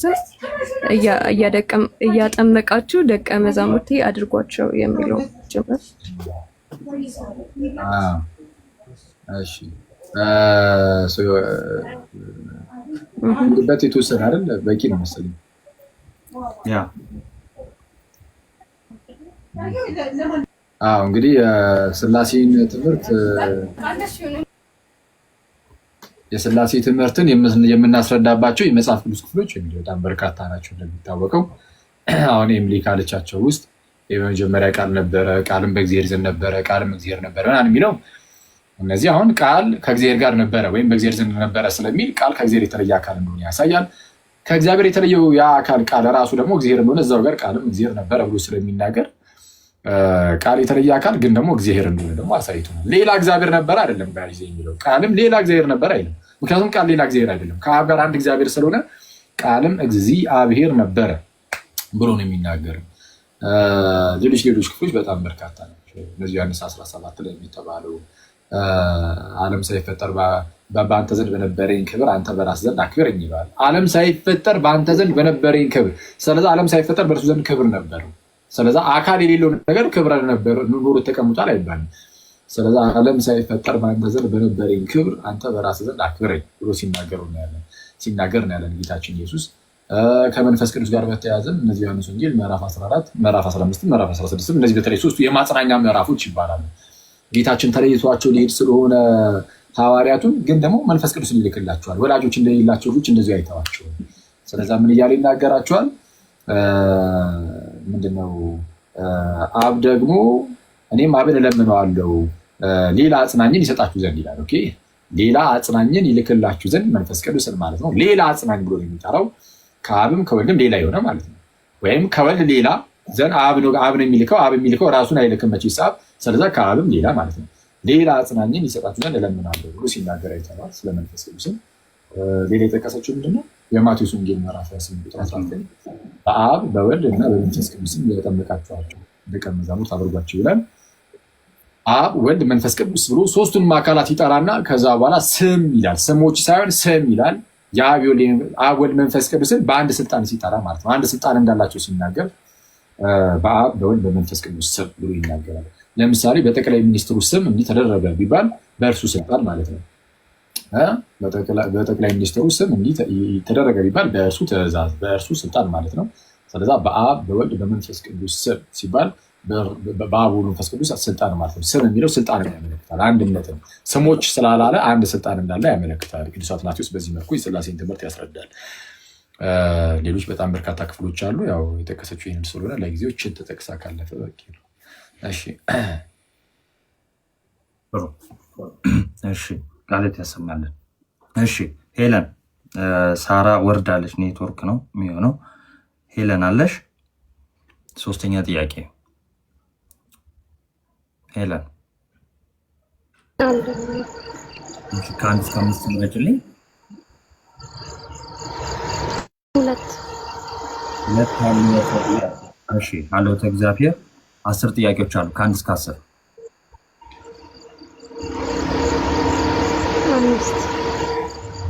ጥያቄ ቁጥር 5 እሺ ጥያቄ ቁጥር 5 እንዲህ የፈጣሪ መገለጥ በስንት ይከፈላል? አጠር አድርገሽ አብራሪ። የፈጣሪ መገለጥ ይከፈላል በሁለት ልንከፍለው እንችላለን። አንደኛው አጠቃላይ መገለጥ፣ ሁለተኛው ደግሞ ልዩ መገለጥ ነው። አጠቃላይ መገለጥ የምንለው በፍጥረቱ በመገለጡ እንረዳዋለን። ራሱ እግዚአብሔር በገለጠላቸው መጠን ማለት ነው። ሁለተኛው ልዩ መገለጥ የምንለው ለድህነት የሚጠቅመን መገለጥ ነው።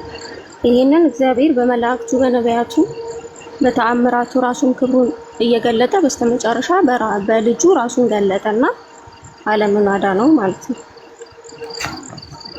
እሺ እግዚአብሔር አክብርልን። ቆንጆ ስላልሽ ወደ ቀጣይ እንለፍ። እሺ ሳራ አለሽ? እሺ ከ1 እስከ 5 መረጭልኝ። 2 እሺ 10 ጥያቄዎች አሉ ከ1 እስከ 10 10 እሺ ጥያቄ ቁጥር 10 ለህፃናት ልጆች እግዚአብሔር መኖሩን እንዲያውቁ እንዴት ይቻላል?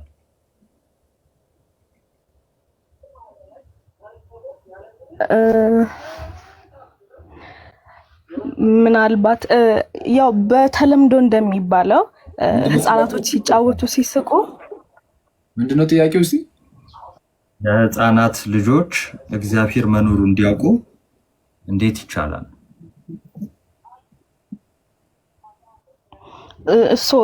ልጆች እያሉ በተለይ በአራስነት እድሜያቸው መነጋገር በማይችሉበት ጊዜ እኛ በማናየው መልኩ እንደሚታያቸው ይነገራል።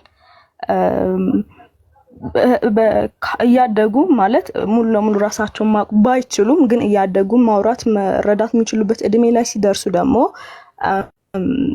አንደኛ እኛ ቤተሰቦቻቸው እህት ወንድሞቻቸው እንዴት ነው የሚባለው ማን ፈጠረሽ ስላሴስ ማን ነው ብሎ ድሮኛ ልጆች ሆነን ሲነገረን እንደነበረ በነበረበት መልኩ እግዚአብሔር መኖሩን ማስረዳት እንችላለን። ጥያቄው ግን ምንድነው? እስቲ ምንድነው ለህፃናት ምንድነው ህፃናት ማለት ማን ነው? ህፃናት ጨቅላዎችን ያው ለልጁ እንዴት ማስተማር ይቻላል ነው? ህፃናት እንዴት ነው የሚያውቁት ነው? እንዴት ነው ጥያቄው? እንዴት ሊያውቁት ይችላሉ ማለት ነው? እስቲ ምንድነው ኩሳ አሁን እኔ አስተማርኩት አላካተትኩትም። ምን ይሄ ነው? ይቅርታ አያኪ ይሄ ትሪክ ኩዌስችን ነው። አንተ ውስጥ ያለ አይደለም። እኛ ትሪኪ ብለን ያስገባነው ነው። ሌሎችም አሉ ትሪክ ኩዌስችኖች እና ህፃናት እግዚአብሔር መኖሩን እንዴት ሊያውቁ እንዴት ልናስረዳቸው እንችላለን ነው መልሱ። እዛው ላይ ያለ እንግዲህ እናቱ ያየውን አይቶ ነጥብ መስጠት ይችላል። ግን አንተ ያስተማርካቸው ውስጥ አይደሉም። እንደ ትሪኪ ብለን ያስገባነው ነው። እንደ ጄነራል ማለት ነው። እሺ እሺ ሶስት ጥያቄ ያው ይሄ እንግዲህ የሚለፈኝ ያ እሺ ሶስት ጥያቄ ሁላችሁም ወስዳችኋል እና መሀል ላይ በዚሁን ቀጥል ኪ ኮመንት ይከፈትና ትንሽ ታንፍሱ። ከዛ የተወሰነ ደግሞ ደቂቃ ከዛ በኋላ ይቀጥላሉ። ሞዴሬተርስ ኮመንት ክፈቱ። 5 ነው የሚጠይቁት አጠቃላይ ወይስ ከዛ ሁለት ጥያቄ ይቀራቸዋል? ሁለት ይቀራቸዋል። አፍ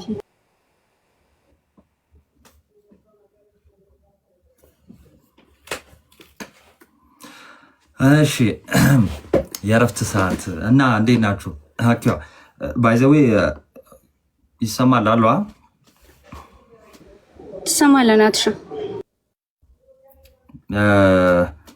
የቀድሙ ላይ የሮሜ ሜቢ መጨረሻ ላይ ወይ እንሄድበታለን ብዬ አስቤ ነው። ሀኪዋ የትኛውን ቆሮንቶስ 5 የሚገኘው ነው እግዚአብሔር በእኛ እንደሚማልድ የሚለውንና ሮሜ 8:34 ላይ ስለኛ የሚማልደው የሚለውን እንዴት መረዳት አለባችሁ የሚለውን ዝም ብለን መጨረሻ ላይ ጥያቄው ሲያልቅ ማለት ነው። እግዚአብሔር በእኛ እንደሚማልድ ስለ ክርስቶስ መልእክተኞች ነን የሚለው እና እንዴት እሱን እንዴት የምትረዱት ነው እንዴ ጥያቄው? ያ ትንሽ እኮ አሁን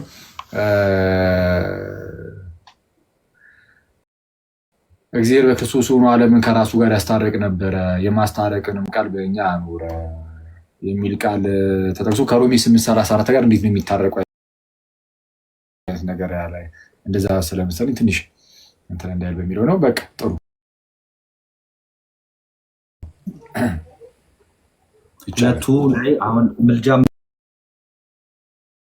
የሚልም ስላለ የጥያቄው ዓላማ ምንድን ነው? አሁን እንደዚህ አይነት ነገር ስናገኝስ እንዴት ነው የምንረዳው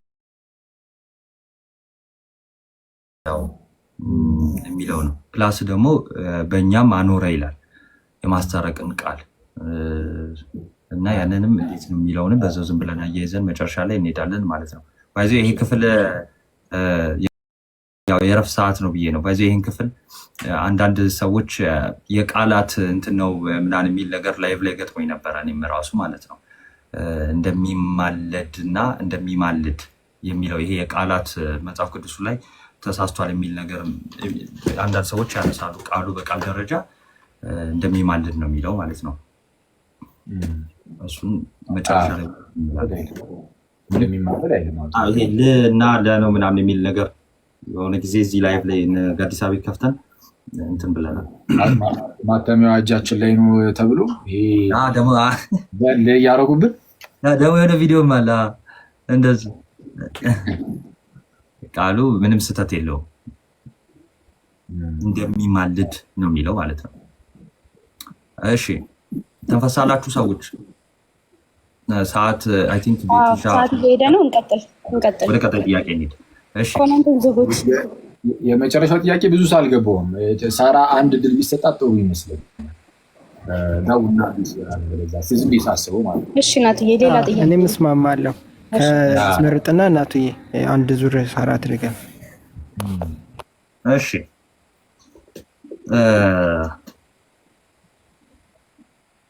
እሺ ከአንድ እስከ 5 ሳሪቾ መረጃ ይመጣል። 3 እሺ 3 ነገረ ስላሴ ነው። 14 ጥያቄዎች አሉ። ተራ ቁጥር ንገረኝ።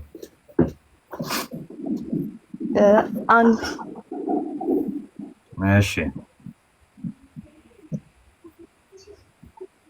እሺ በኦሪየንታል ኦርቶዶክስ እምነት እና አመለካከት ላይ ስለ ስላሴ ምን ብለን እናምናለን? በአጭር አስቀምጬ በአጭር በኦሪየንታል ቤተክርስቲያን እንዴት ነው? እሺ በኦሪየንታል ቤተክርስቲያን አስተምሮት መሰረት አብ አባት፣ ወልድ፣ ልጅ፣ መንፈስ ቅዱስ ደግሞ መንፈስ ቅዱስ የሰራጺ እንለዋለን። የሚሰርጸው ደግሞ ከአብ ነው ማለት ነው። ያው በቃ በአጭሩ ይሄ ነው። ከአብ ይሰርጣል ብለን እንትን እንላለን። ሲቀጥል ደግሞ ያው አብ ልብ ነው፣ ወልድ ቃል፣ መንፈስ ቅዱስ ደግሞ እስትንፋስ ነው ብለም ኦሪየንታል ታስተምራለች። እሺ ስንት አምላክ አለ ምናምን? አንድ አምላክ አለን። እሺ አንድ አምላክ አለን፣ ግን ደግሞ 3 አካል አለው ብለን እናምናለን። 3 አካል ነው እንላለን። ግን 3 አካል ስንል ደግሞ ያው በሰዋዊ አመለካከት ሳይሆን ያው የእግዚአብሔርን ነገር ማን መርምሮ መጨረስ አይችልም። ግን 3 አካል አላቸው ብለን እንላለን። 3ነታቸው ደግሞ በስም በግብር ስማቸው አብ ወልድ መንፈስ ቅዱስ ነው የምንላቸው። ግን ደግሞ 3 ስማቸው ስንጠራ ደግሞ አንድ አጠቃላይ መጠሪያቸው አንድ እግዚአብሔር ነው። ከዛ ደግሞ አንድነታቸው ደግሞ ምንድነው? በመለኮት በአገዛዝ በመፍጠር ይህንን ዓለም በማሳለፍ በመወሰን በመሳሰሉት ነገራቶች አንድነታቸው ይነግረናል ማለት ነው። እሺ ስለዛ በቃ ስለዛ አሁን ምንድነው በአጭሩ የሥላሴ ትምህርታችን በአጭሩ እንያዝ ካልን ሁሉን የፈጠረ አንድ አምላክ በሚሆን በእግዚአብሔር አብ እናምናለን። ሰማይና ምድር የፈጠረ የሚታየውና የማይታየውን ዓለም ሳይፈጠር ከእርሱ ጋር በነበረ ደግሞ አንድ የአብ ልጅ በሚሆን በአንድ ጌታ በኢየሱስ ክርስቶስ እናምናለን። ተመልከቱ፣ ሁሉን የፈጠረ አንድ አምላክ በሚሆን በእግዚአብሔር አብ እናምናለን። ከዛ ደግሞ ዓለም ሳይፈጠር ከእርሱ ጋር በነበረ ከአብ ጋር ማለት ነው በነበረ አንድ የአብ ልጅ በሚሆን በአንድ ጌታ በኢየሱስ ክርስቶስ ደግሞ እናምናለን። ከብርሃን የተገኘ ብርሃን ነው ወልድ። ከዚህ ብርሃን ከአብ የተገኘ ብርሃን ነው። ከእውነተኛ አምላክ ከሆነው ከአብ የተገኘ እውነተኛ አምላክ ነው ዘንድ በመንፈስ እና ሁሉ በእርሱ ደግሞ የሆነ ነው። ከሆነም ሁሉ አንዳች እንኳን ያለ እርሱ ያለ ወልድ የሆነ ምንም የለም። አብ በልጁ ዓለማትን ፈጠረ እንዳለ በመንፈስ ቅዱስም እናምናለን። እርሱም ጌታ ሕይወትን የሚሰጥ ከአብ የሚወጣ ከአብ የሚወጣ ወይም የሚሰርጥ ከአብና ከወልድ ጋር በአንድነት እንሰግድለታለን እናመሰግነዋለን ይላል። በአጭሩ ይሄ ነው። ወልድም መንፈስ ቅዱስም ከአብ የሚገኙ ነው። ወልድም መንፈስ ቅዱስም ከአብ የሚገኙ ነው። የአብን አንዱን መለኮት ሁለቱም ይጋራሉ፣ ሁለቱም አካላት። ስለዛ የአብ የራሱ መለኮት የወልድም ነው የመንፈስ ቅዱስ ነው። ስለዛ ሌላ መለኮት የለም፣ የአብ መለኮት ነው፣ የወልድም የመንፈስ ቅዱስ ነው። ልዩ አካላት ቢሆኑ ከአብ የተለዩ አካላት ቢሆኑ እነዚህ ሁለቱ የተነጠሉ ሳይሆን ልዩ አካላት ቢሆኑ በመለኮት ግን አይለያዩ። መለኮት አንድ ያደርጋቸዋል ወይ ተዋህዱ በመለኮት እንደሚለው ማለት ነው። ጠቀስኩባችሁ ግዕዝ ሲለሱ በአካላት ወይ ተዋህዱ በመለኮት እንደምንለው በመለኮት አንድ ናቸው፣ በአካላት ሶስት ናቸው። በቃ ጥሩ ነው። እሺ እግዚአብሔር ያክብርልን። አራተኛውን ጥያቄ ለየት ላድርገው፣ ራሴ ነኝ የምመርጠው ማለት ነው። እሺ ሀምብል አለ ጥያቄ ራሴ መርጬ ልጠይቅ። አራተኛውን ለሁላችሁም ራሴ መርጬ ልጠይቀው፣ ከዛ አምስተኛ ራሳችሁ ትመርጣላችሁ ማለት ነው። ብዙ ያልተጠቀሰውን ፓርት ወይም ደግሞ ያልተጠየቀውን ሜንሽን ማድረግ ስላለብን ማለት ነው። እሺ ሀምብል ጥያቄ ሀልወተ እግዚአብሔር ጥያቄ ቁጥር 7 የፈጣሪን መኖር ከምናስረዳበት አርጊውመንቶች መካከል ሁለቱን ጥቀስ። እሺ አይ ቲንክ አንደኛው ፈጣሪ ያለ የምንልበት አርጊመንት ፍጡር ስናመልክት ነው። ፍጡር ካለ ፈጣሪ አለ፣ የተፈጠረ ነገር ካለ የሚፈጥረው ነገር አለ የሚለውን አርጊመንት አንደኛው የምንጠቀመው ይመስለኛል። ሌላ አርጊመንት አምናሽ ሌላ እሺ ጥያቄውን እንዴት ልድገምልህ? እሺ የፈጣሪን መኖር የምናስረዳበት አርጊመንት የምንለው አለ። የፈጣሪን መኖር ምን የምንልበት የምናስረዳበት አርጊመንቶች አሉ። ከዛ አርጊመንት ሁለቱን ጥቀስ ነው። የተለያዩ ናቸው፣ ግን የምናስረዳው ፈጣሪ መኖሩን የምናስረዳበት መንገዶች ናቸው ማለት ነው።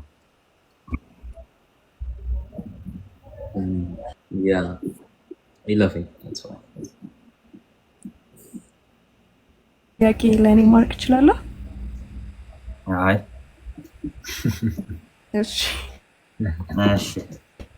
እሺ የፈጣሪን መኖር የሚያሳዩ እንግዲህ አርጊመንቶች፣ ያው እንግዲህ አርጊመንቶች በራሳቸው እንደምታውቁት ሃይማኖት አይደሉም፣ ግን በምን ልናስረዳ እንችላለን? የእግዚአብሔርን መኖር በምን አይነት አመክንዮች ልናስረዳ እንችላለን ነው።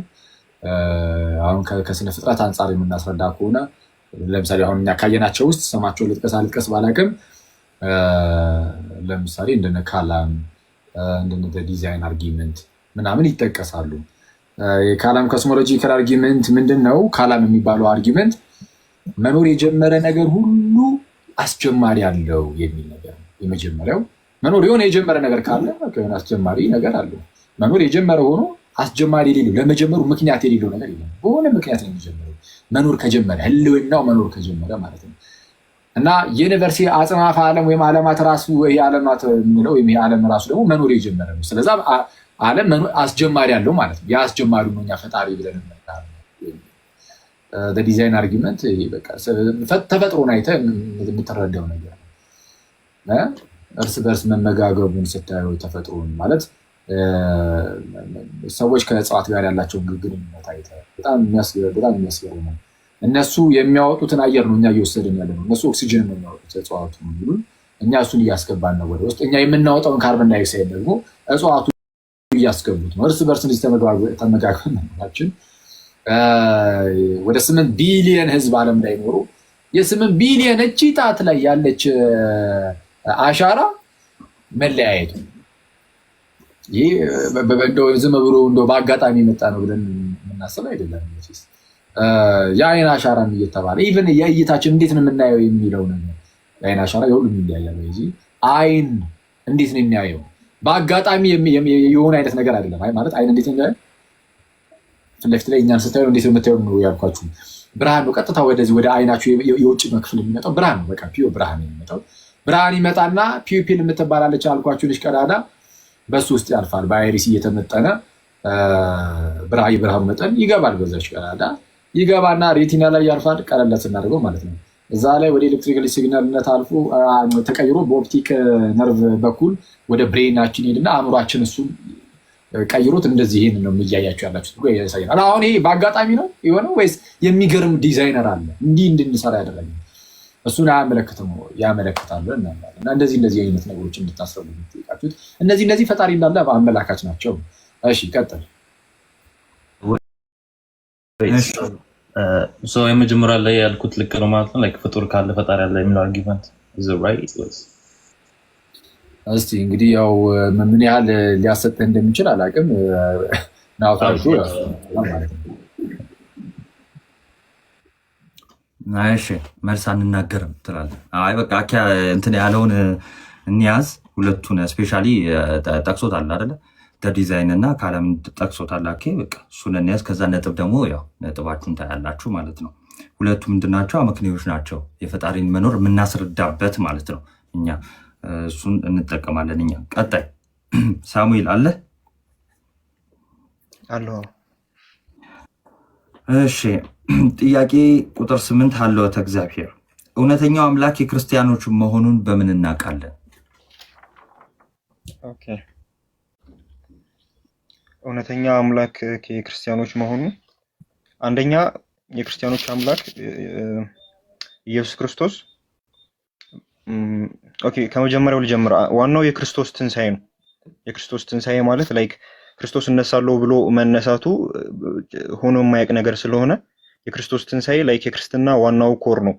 የክርስትና ዋናው ኮር ነው። ላይክ አንደኛ ቆሮንቶስ 15 ቁጥሩን አላውቀውም ምዕራፍ 15 ላይ ክርስቶስ ካልተነሳ እንግዲያስ ስብከታችን ከንቱ ናት እንዲል ጳውሎስ የክርስትናው መሰረት በክርስቶስ ትንሣኤ ላይ የተመሰረተ ስለሆነ የክርስቶስ ከሙታን መነሳት ምናምን ዋናው እንትን ነው። ላይክ የክርስቲያኖች አምላክ ትክክለኛ አምላክ መሆኑ ማለት ነው። እሱን እንዴት ነው የምናውቀው? አንደኛ ክርስቶስ መነሳቱን በምን እናረጋግጣለን ለሚለው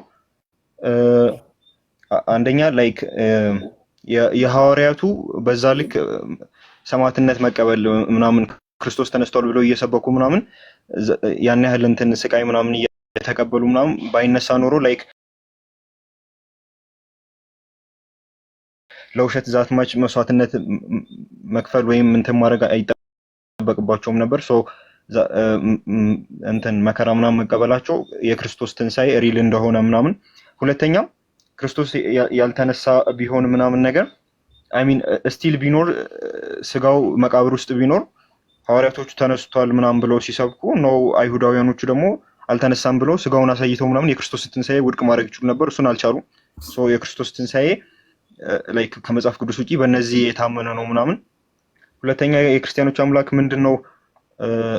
ላይክ እውነተኛ አምላክ መሆኑን የምናውቀው በነቢያት ተነግሮ ከዛ በኋላ መምጣቱ ማለት ነው። ከ700 ዓመት በፊት ኢሳያስ 7 ላይ ምናምን እነሆ ድንግል ትጸንሳለች፣ ወንድ ልጅ ትወልዳለች፣ ስሙንም አማኑኤል ትለዋለች ምናምን ብሎ ከዛ በኋላ ከ700 ዓመት በኋላ ከድንግል ተወልዶ መገኘቱ ላይክ ትንቢት መፈጸሙ ምናምን እውነት ያደርገዋል። ሁለተኛ ላይክ ኢሳያስ 53 ላይም ህማሙ ምናምን በስነ ስርዓት ገልጾት ምናምን እሱን ነገር በሐዲስ ኪዳን ሆኖ ማየታችን ትንቢት መፈጸሙ ምናምን ክርስቲያኖች የነቢያቶች አምላክ እግዚአብሔር እንደነበርና ኢየሱስ ክርስቶስ ትክክለኛ አምላክ እንደሆነ ምናምን ነገር በሱ ማወቅ እንችላለን። ክርስቶስ መኖሩን ደግሞ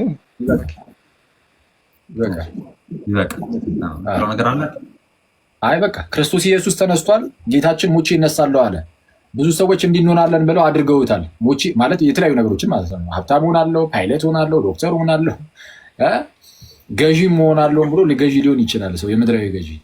ሞቼ ይነሳለሁ ብሎ ሞቶ መነሳት የሚችል ግን የለም። ጌታችን ሞቶ ከተነሳ ማለት ሞቼ ይነሳለሁ ብሎ ቃሉን ካከበረ ዘንድ ሌላ የተናገራቸው ነገሮች ሁሉ የሚከበሩ ቃል ነው ያለው ብለን እንድናስብ ያደርገናል። የምርም ለካ ሰማይና ምድር ያልፋል ቃሌ ግን አያልፍም ያለው ኧረ የምሩን ነው ብለን እንድናምን ያደርገናል። እናንተ ራሳችሁ ሞታችሁ አትቀሩም ትነሳላችሁ ካለን እናምነዋለን ጌታችን። ለምን እሱ ይኸው ሞቼ ይነሳለሁ ብሎ ሞቶ ተነስቶ አይደለም። ስለዛ በክርስቶስ በኩል የተነገረው ሁሉ ትክክል እንደሆነ እንድናምን ያደርገናል። እንደዚያ ሶሊድ የሆነ ነገር የትም ቤተ እምነት ውስጥ አይገኝም። ባይዚ የፈለከው ቤተ እምነት ሂድ፣ ወደ እስልምና ሄዳ መሐመድን እንድናምኑ የሚያደርገን ምን ነገር አለ ብትል እንደዚህ አይነት ሶሊድ የሆነ ነገር ከየትም ሊመጣ አይችልም። ወደ ሌሎቹ ዓለም ላይ ወደ የትኞቹም ሃይማኖቶች ክርስትና ጋር ስትመጡ ግን እንዴ ሞቶ የተነሳ የተናገረው ነገርማ ይታመናል። እንዴ ሞቼ ይነሳለሁ ብሎ የምር በዛ ደግሞ የነቢያቱ ቃል አለ። ቤት እንደሚወለድ ከማን እንደሚወለድ ማለት ከድንግል እንደሚወለድ በቤተልሔም እንደሚወለድ ምናምን ይሄ ሁሉ ነገር ሞቱ ስለ ስቅለቱ ተናግሮ መጥቶ ጌታችን ሲፈጽም ከ700 ዓመት ከ500 ዓመት እንደዚህ አይነት ዓመታት በፊት የተነገሩ ነገሮች ሁሉ ሲፈጸሙ አይተናል። ኧረ ክርስቶስ እውነተኛ ጌታ ነው፣ እውነተኛ አምላክ ነው፣ ወይም በእርሱ በኩል የተገለጠው አምላክ እውነተኛ አምላክ ነው። እርሱ የነገረን ሁሉ እውነት ነው ብለን እንድናምን ያደርገናል። የክርስቲያኖች አምላክ ትክክለኛ አምላክ እንደሆነ የምናውቀው በክርስቶስ በኩል ነው። እሺ ቀጥል ቶሎ እንደሚጨርስ። እሺ ኤሚሊ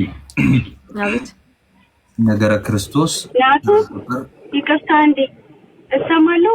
ኔትወርክ ስዊች ስላደረኩኝ እያልተቆራረጠ እንደሆነ ቼክ ላድርግ። ትሰሚያለሽ? ማነው እያወራ ያለው?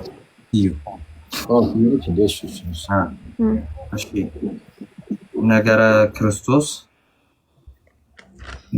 ጥያቄ ቁጥር 10 በንስጥሮስ ክህደት ላይ ወይ ደግሞ የንስጥሮስን ክህደት በመሞገት በጉባኤ ኤፌሶን የጌታን ፍጹም ሰው ፍጹም አምላክነት ያስረዳ ቅዱስ አባት ማን ይባላል?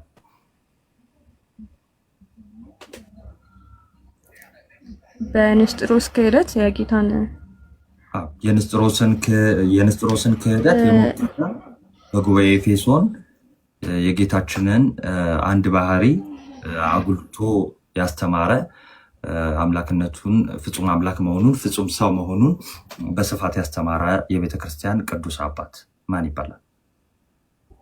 ተዋህዶን ማለት ነው። የአምላክነትና የሰውነቱን ተዋህዶ ቄርሎስን በዋናነት ሲቃወም የነበረው አባት ማን ነው?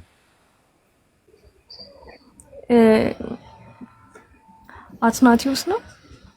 አትናቲዩስ አምናት ሹር ግን ይሁንናት ሹር ቆይ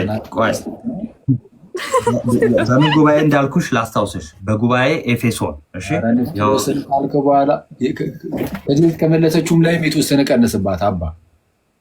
ኧረ አንተ ራስህ እሺ ኮመንት ክፈቱላቸውና እስቲ ይሞክሩ። እነሱም የታችን ክፈቱላቸው ኮመንት። እሺ ኒስጥሮስን የተቃወሙ ማን ነበረ? በዋናነት ተቃውሞ የኤፌሶን ጉባኤው ሂሮ ማን ነው?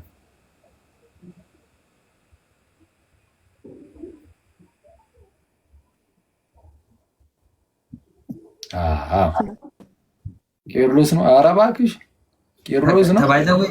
አኪ አምልጦ እኮ ቄርሎስን የተቃወሙ እንዴ? ቄርሎስን የተቃወሙ አልኩኝ እንዴ? ንስጥሮስን የተቃወሙ ያው ንስጥሮስን ለማለት ነው። ግን ቄርሎስ አንደበት ላይ ስለነበር ቅዱስ ቄርሎስ ንስጥሮስን፣ ቅዱስ አትናቴዎስ አሪዮስን እና አቡነ አሪዮስን እነ ጢሞቴዎስ ዛልቦ ጥሪት ቀደም ብሎ እነ ጎርጎርዮስ ዘንዚናዙ በኋላ ንስጥሮስን ደግሞ ቅዱስ ቄርሎስ ዘአሌክሳንድሪያ የአሌክዛንድሪያው እንደዛ ነው። እሺ ቀጣይ ሳር አለሽ? እሺ ነገረ ክርስቶስ ጥያቄ ቁጥር 6 ልጠይቅሽ። እሺ ከጌታችን ከመድኃኒታችን ከኢየሱስ ክርስቶስ የስጋዌ ስሙ ሶስቱን ጥቀሽ። የስጋዌ ስም ኦኬ፣ ሰው ከሆነ በኋላ የሚጠራበት ስም ነው አይደለ? አንደኛ ኢየሱስ ክርስቶስ፣ አማኑኤል፣ ኦኬ፣ ከዛ ምንድነው መሲህ እነዚህ ናቸው የመጡልኝ። እሺ ስታክ አድርገናል ወይስ ወይ ምን ነበረ? እስቲ ምንድነው የስጋዌ ስሙ ማን ነው? የስጋዌ ስሙ በቃ ኢየሱስ ክርስቶስ አማኑኤል ተብሎ ይጠራል። እንደተባለው አማኑኤል ማለት በማቴዎስ ወንጌል ምዕራፍ 1 ቁጥር 23